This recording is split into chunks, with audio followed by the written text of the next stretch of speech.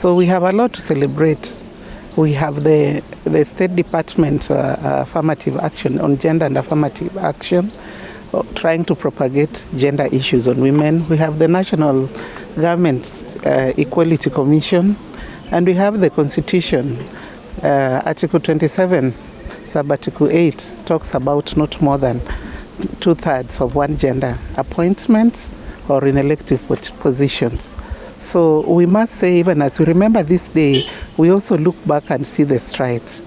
If you see today, even the political, women in elective position, I think it is at 23.7, though it is still very low, and that is why we are marking this day to remind ourselves, look at what are the barriers that have made us be where we are today.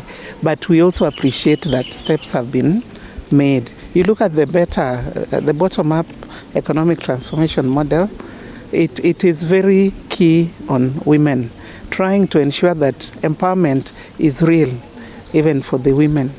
Even the Vision 2030, our blueprint, has, it is also very strong on women empowerment. So we celebrate this day, but we also remind ourselves where we have come from and where we are, and why we are not where we want to be. In fact, Vision 2030 foresees women at better places, politically, economically, and socially. So we wait to get there. I know we are on the MTP4, but we still have time to do more. So asanteni sana, and join us in marking this important day. Kwa majina naitwa Stella Choki, ni msimamishi wa kikundi cha CSOs in Kisii County.